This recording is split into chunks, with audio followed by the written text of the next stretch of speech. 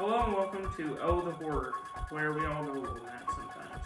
I'm Jack Ellis, And I'm Matt Ellis. and today we could have done several different reviews. We were looking to do a review of either Bodies, or Barbarian, but sadly enough, they're not playing in any theaters near us.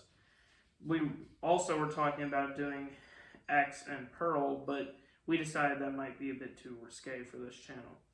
So, today we are going to be reviewing the 2016 home invasion film Hush. Like I said, came out in 2016, and yeah, I'm not sure the names of the actors, but let's just go ahead and get into the movie. So this movie starts with a quick montage of a woman cooking a meal, and we notice very early on the sound design. Each sound is exaggerated by 1,000, and that's to make the reveal that our main character is actually deaf quite jarring, I guess one might say.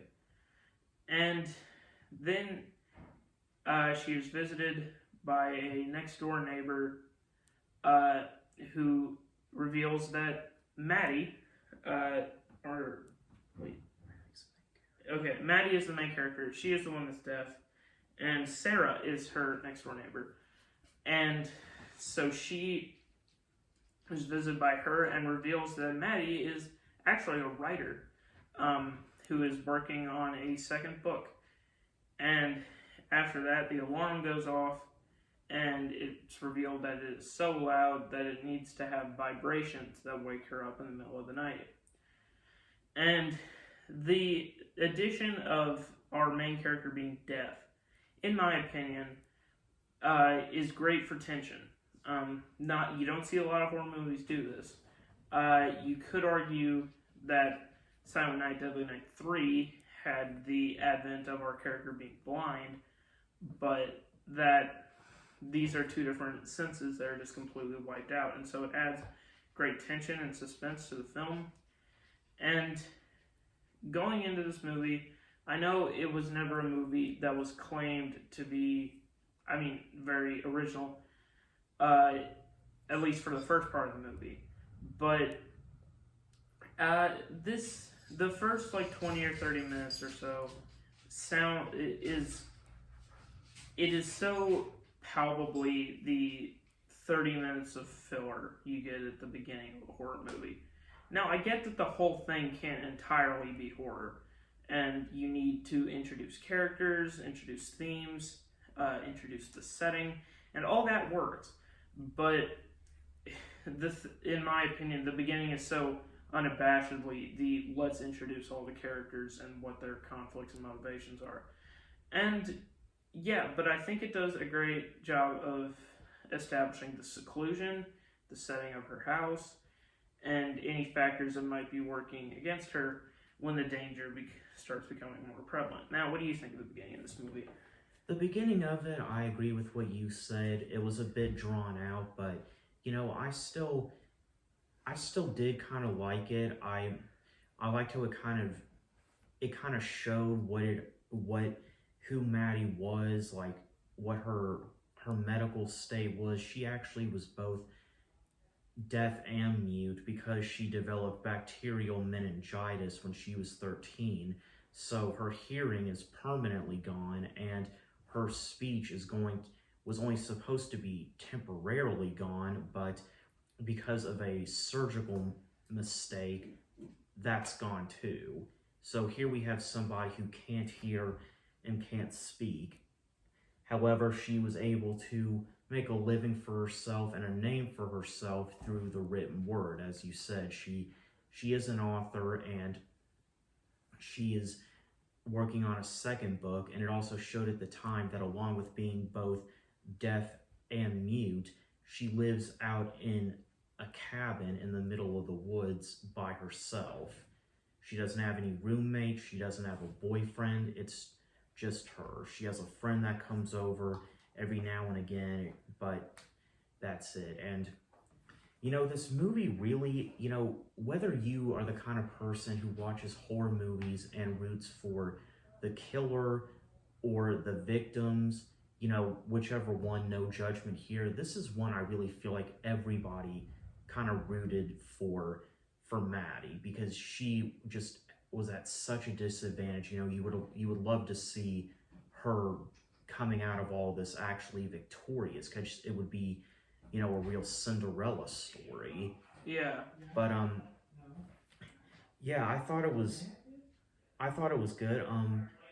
Yeah, let's go ahead and I'll let you get into the part of this where the danger arrives. Yeah, so night falls and just out of nowhere, and I was not expecting this to come as early as it did, the neighbor, Sarah, is running for her life. She's screaming and she's bloody, and it is revealed that there is actually a masked man watching her, or attacking her. And this scene is meant for tension, and I did get some of that tension in the fact that she's just screaming as loud as she can, but the main character cannot hear her because she is deaf, and she just has her back turned. But I don't know, there was just something about this scene that felt like cheesy to me. I don't know how to pinpoint it, but it just felt like too easy. Like, I feel like the suspense can come more from her not being able to hear if the killer is coming toward her at any point. But like, to have the oh no, she can't hear the person screaming thing is, I don't know. It's not bad per se. It's just, I just feel like it was, and I'm not even really gonna say it's far-fetched if like she can't hear and she has her back turned, but there was just something about it that felt sort of, I guess, cheap, you could say. And I know thus far I've been a little harsh on this movie, but I will go ahead and say that I did enjoy it for the most part. So, yeah, what do you have? What's your opinion on this part? Well, I did like this part as well. I did think it was a bit inaccurate that she would, like, the entire time her friend Sarah was being stabbed, that Maddie didn't even turn around. That seemed a bit odd, but yeah, that's exactly what happens. Sarah is just pounding on Maddie's glass door while the killer is just stabbing her to death right there.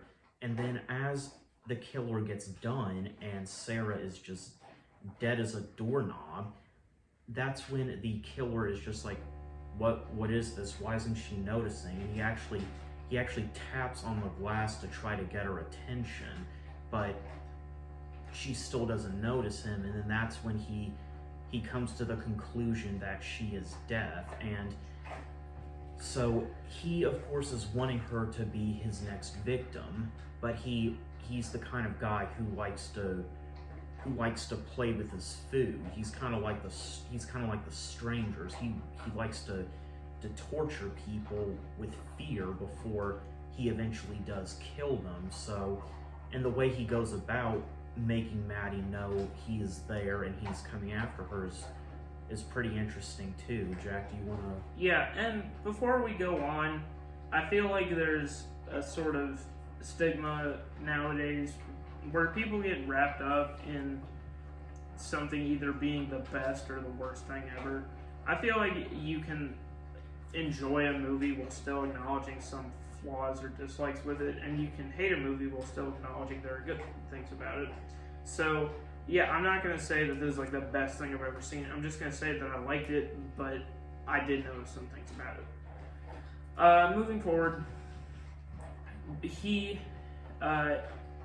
makes himself known to Maddie through a very eerie scene where she is on the couch, and from the phone of the Sarah, he texts her pictures of her doing stuff she was just doing, which is very eerie.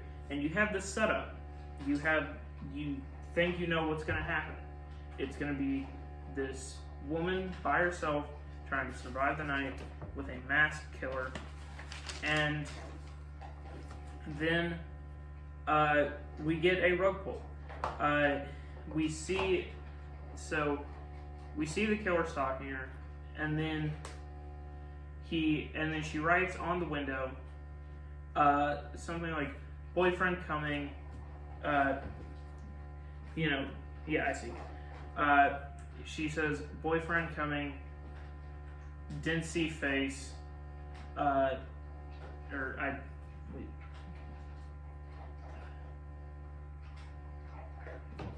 Won't tell if you leave now. Yeah, and she says won't tell if you leave now. Excuse that.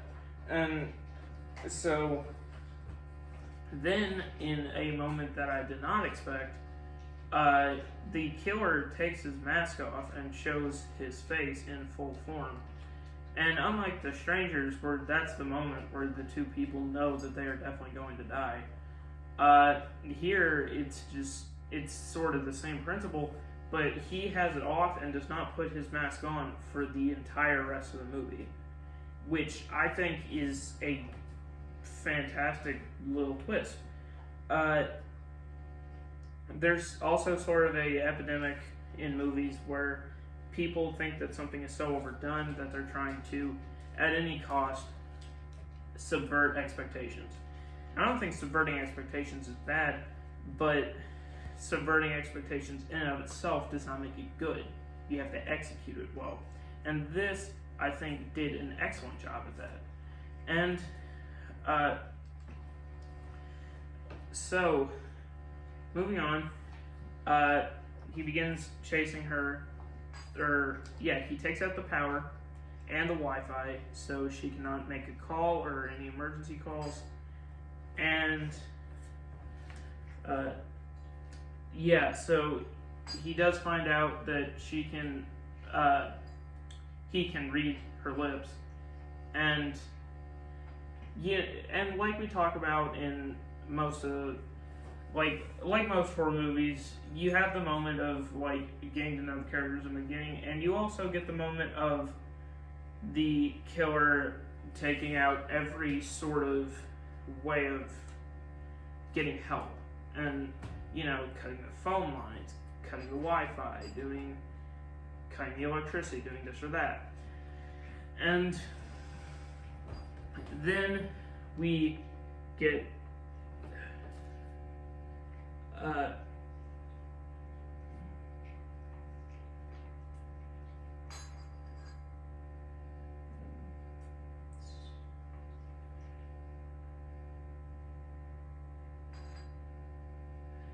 so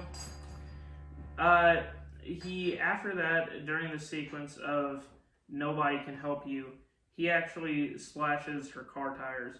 Before that, we do get a nice monologue of him saying that he doesn't like to kill her right away. He waits to kill her until she wants to be dead. Which I feel like could be phrased a little better. I don't want to, talk about verbiage or anything like that, but it's just I get what he's saying. This is a common thing in horror movies, like with Michael Myers or The Strangers. They like the thrill of the hunt. They won't kill something that doesn't understand what being dead even means. And they want to get the most fear they can out of their victims. And I get that, but the monologue is pretty chilling. Even though the guy is, at a glance, not really even that threatening if you just saw him on the street or something like that. And so, there's a series of chases throughout the house, and you see that he has a crossbow. And she runs, and she hides, and she does all this and that. And it is revealed, Some revealed. Actually, it is. It is revealed that he uses a crossbow as a weapon. Before we go on, Matt, what do you think of the stretch of the movie?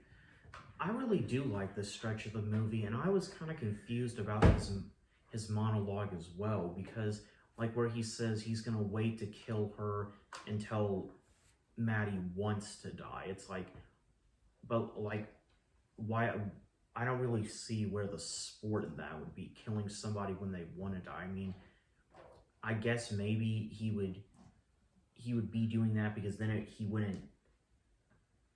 I don't want to say he wouldn't have as much guilt, because I don't think this guy is even capable of guilt, but I mean, I'm just gonna say I don't get that one. But I mean, if he wanted to kill people who only want to die, why wouldn't he go like Jigsaw and then stalk people who like attempt suicide or something like that? yeah, Again, the phrasing is a little off. right. But yeah, I like where it does go from here, and you're right. He does have a crossbow, which he does use to kill people, and there is a series of chases. It's mostly where she's inside the house and he's just kind of outside waiting for her to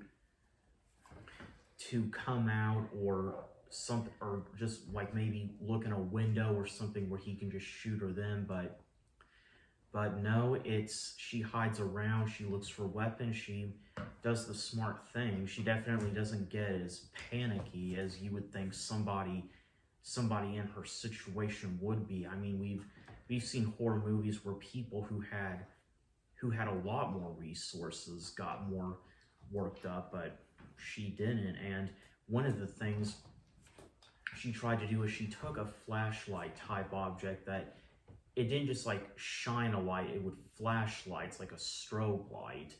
She took it and had that set on and threw it out into the woods to get him to walk away from the house so she could run out. And as she's sneaking out of one of the second floor windows and is trying to climb down onto the ground, out of nowhere she gets shot in the leg with a crossbow. Yeah, that part was brutal to me, just her expression in her face and stuff like that. Yeah, and then she climbs back up and gets back in, and while the guy is fighting with her, she is able to actually obtain his crossbow, and she gets back into, she at this point goes into her attic and is able to lock the window before he can get to her. So now he's got no weapon, she's got his weapon, but here's where probably my favorite, shock, I don't want to say plot twist, but shock of the movie comes, is when she looks on the crossbow and sees that there are 13 little marks scratched into it to sort of imply that he has killed 13 people already. Yeah, that was disturbing in my opinion. Like my eyes popped when I saw that scene. Yeah, and he even keeps track of them, so that was pretty odd. So at this point, she actually is having to crawl into her bathroom because, she just had an arrow in her knee. So then she treats it herself with rubbing alcohol she finds in the drawer, and has, she's got to pour that rubbing alcohol into an open wound, which is also just incredibly painful. And you would think, well, hey, now she's got a crossbow, she's got an advantage, but she can't load it because she just doesn't have the upper body strength to pull the string on the arrow back. So, now here she is. She, of course, it's already been said, she's a deaf mute, is alone out in the woods, and she's been gravely wounded, and having to deal with all that, and having somebody trying to kill her. So, and it's around at this point that Sarah's husband, John Stanley, comes by, well, I guess her now widow comes by, and I think he comes by because Sarah doesn't come home because, she was busy being murdered, and he's thinking maybe John's thinking maybe Sarah's at Maddie's house, so he goes over there. And Jack, I'll let you discuss what happens then. Yeah, I'll talk about this stretch of the movie. I like it. I really do. It's a return to a tense battle of wits between a victim and a a killer, where both of them are making equally smart moves. This is what I love in a horror movie. It's got suspense, tension. It's a slow burn, sort of. It's not filled with, it's not a bland remake. It's not filled with blood and guts, even though I do like that at points. It's not, just filled with jump scares. It's a genuinely tense movie. And you can see a lot of, like, Halloween in this movie. The killer even wears a white mask in the beginning. It's just good old-fashioned American horror. And I don't remember, like, there's a movie I would like to talk about at some point on this show called the Poughkeepsie Tapes. And that movie really got under my skin the first time I saw it. And I don't think a movie since that movie has disturbed me as much as when I saw the notches on his crossbow. Because, it's a common thing with famous serial killers to keep trophies of whoever they kill. And it was a thing in the Old West where if you had a gun that killed 10 people, you would scratch 10 notches into it. But that's not so much done anymore. But I think that was like a cool way of him symbolizing how many people he's killed. But also it's not like I like it, but with what's so appealing about movies like The Strangers or The Stepfather of killers with very similar patterns every time they murder somebody is what's eerie is you don't know how many times they've done this particular pattern. But yeah, I really like it. It's a very disturbing sequence in the movie. And yeah, we get to the scene where John, the now widower of Sarah and next door neighbor, he comes over to the house looking for his now deceased wife, and he spots the killer. Good thing he wasn't wearing his mask at this point, and he tells him that he is a sheriff's deputy who responded to a call. Now, I will admit, he has no reason to believe that there is any danger at this point, but I don't know why. I'm sorry, folks, I keep getting texts, but I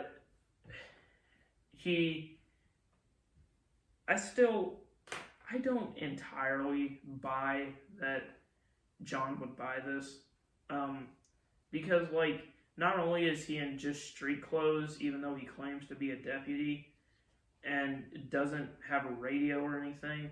Or a badge. Yeah, he said that some guy knocked him out and took his, like, radio and clothes and stuff.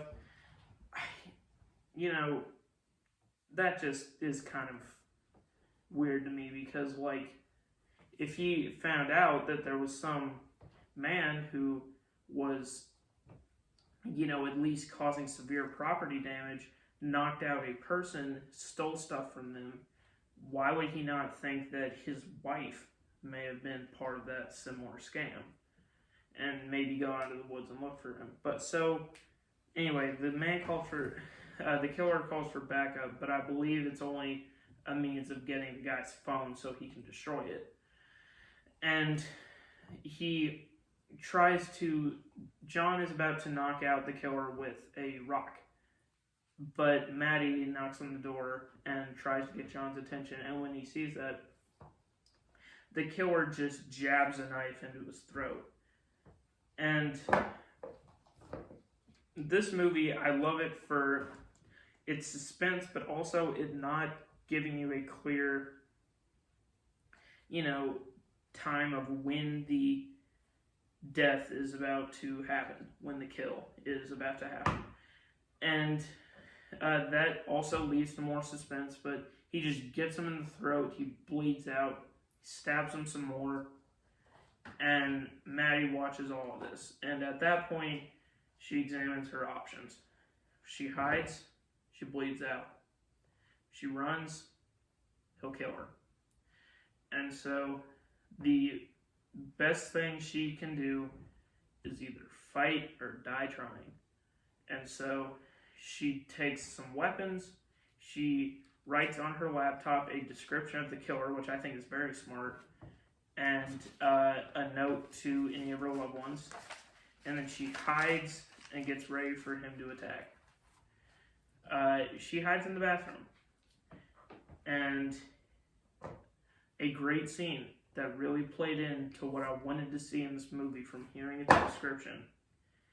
He is able to climb through a sky window in her room, and you see him slowly creep up behind her, and such great tension. I love it. Then he is talking to her again just to taunt her, but she does feel the wind on her back, or her neck, I mean. And so she realizes that he's behind her, and she stabs him in the throat, I believe, right? I think it was the leg. Yeah, and I'm sorry, I'm having trouble remembering this. Hold on.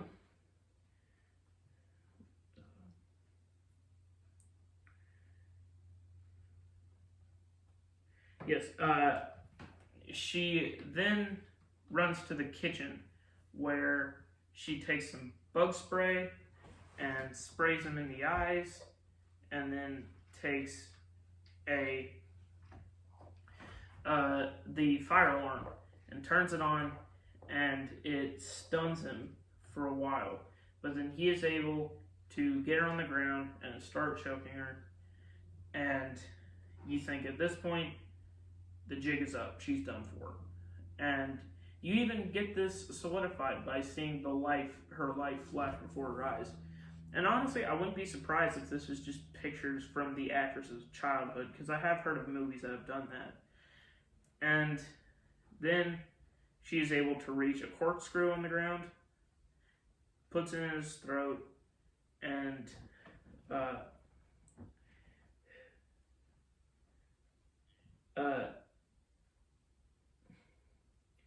she stabs him in the head and kills him. And after that, she takes his phone and calls 911. And then she sits on the porch, finds her cat, and in the denouement of this movie, we see a police car finally reach the residence. And yeah, I think it's a great scene. What do you think of the stretch of the movie, the ending? I like the ending as well. I thought it was really good. When John actually first finally realized that this killer was that he was a killer, not just some cop, when one of Sarah's earrings actually fell out of the guy's pocket. So that's when he decides he's gonna wait for him to turn around so he can hit him with a rock. I think John tells the killer, and the killer does not have a name, by the way. It's not that we just forgot. He tells the killer there's like a secret door or something, or like there's a key somewhere. And his plan is, while the killer is bending over to get the key or to open the door, that's when John just strikes him. But Jack got that just fine, where he said about how Maddie showed up and knocked at the door, and that distracted the guy, so that kind of went south. Yeah, and that also implies that maybe the killer is not only just making notches, but actually taking trophies from each of his victims, which is a little scary. Yeah, and so, and then she's sitting there weighing her options at that point, and her mother guides her on what to do from inside of her head. She says that Maddie says that even though she's deaf, she can still in some ways hear her mother's voice, and that's kind of what guides her book writing as well. So yep, she hides in the bathroom and the guy almost kills her, but she's able to get out, and she goes into the kitchen and sprays him in the eyes with bug spray, possibly blinding him. You know, really, if it weren't for all the murder and stuff, those two could get together and this would make a lovely Nicholas Sparks book. You know, she's a deaf mute, he's blind, it would just work. Yeah, she's able to, that still doesn't even subdue him because this guy is just like superhuman, but you know, Maddie has a superhuman spirit, I guess you could say.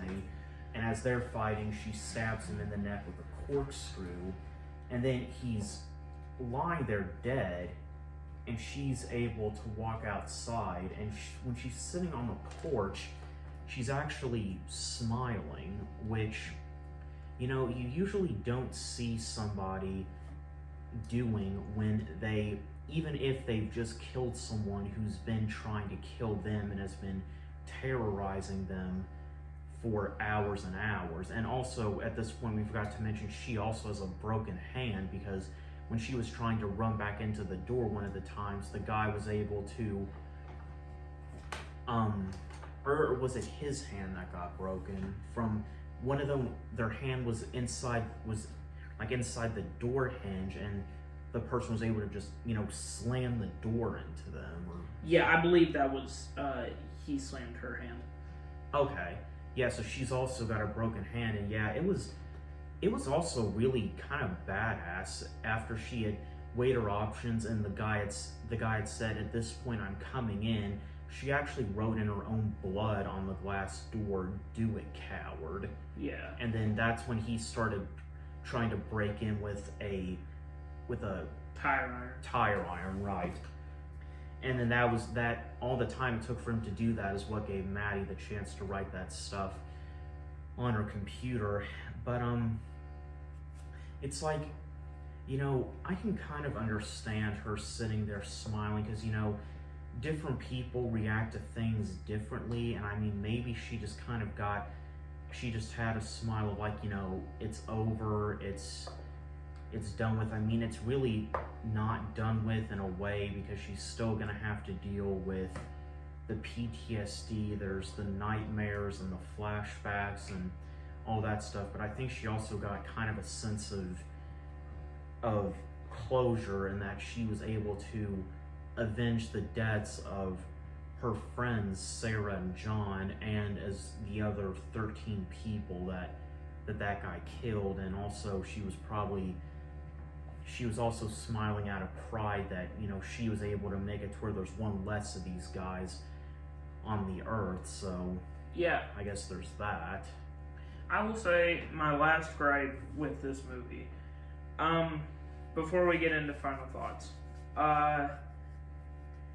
the killer, in my opinion, was just made to be too pathetic, in my opinion. I get what they were going for, that not all of them are these, you know, cool, dangerous people, but like, every time he gets hurt, he screams like a girl. You know, even when he says lines that are definitely eerie, his voice just makes something lost in translation. The words themselves are scary. And I like the idea of a killer in a horror movie that not only shows his face, but also talks throughout.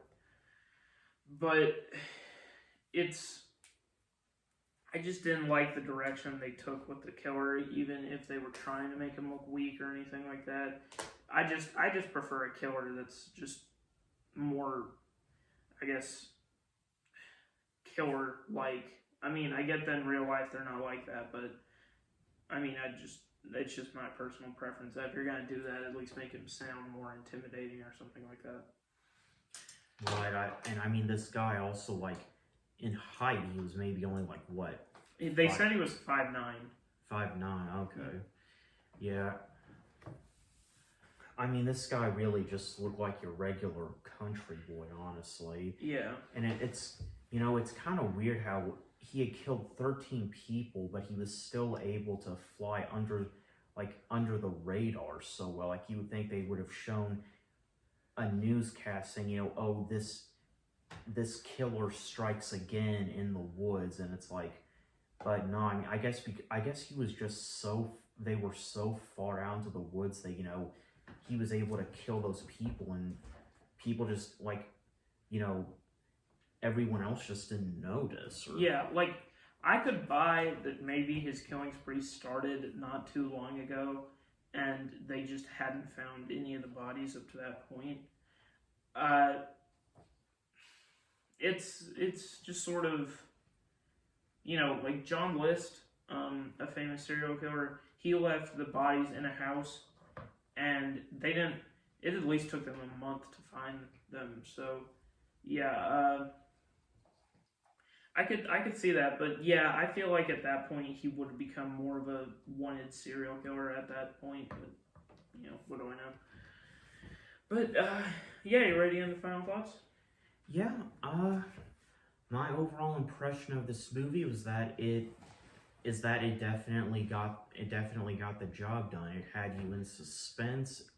You never really knew what was going to happen next. It allowed for someone with an obvious disadvantage to prevail in the end, which I liked as well. I also liked how it didn't like leave you with a cliffhanger like most horror movies do. Like, you know, if you're gonna make a sequel, I guess that's okay, but if not, then, you know, just, you know, give the viewer some closure on what happens. Yeah, there wasn't really much in this movie that led to believe that the killer was anyway like supernatural or that he wasn't dead. But if they make a sequel, I guess that's all right. They may have already, and we just haven't heard of it. But yeah, right. So yeah, and I mean, it was definitely an interesting idea. Like, you know, a deaf-mute person having to fight against a killer. I mean, I know you said it's kind of been done before where a blind person had to fight a serial killer, but still, I thought, you know, overall, it was pretty original. So, yeah. So I'll give this movie an 8 out of 10. Yeah, and the difference between this movie and Silent Night, Deadly Night 3 is that this movie is actually good. And so, yeah, I think this is a good welcome return to classic American slow burn horror films in the vein of Halloween and Texas Chainsaw. And yeah, I think it's on par. I think it's pretty much on par with The Strangers. I'll give it. I'd say I'd give it an 8 out of 10 as well. All right. Well, anyway, Halloween season is coming up, so we'll probably have a lot of episodes for that. But for now, I am Jack Ellis. And I'm Matt Ellis. And this has been Oh the Horror. We'll see you next time. Thanks for listening.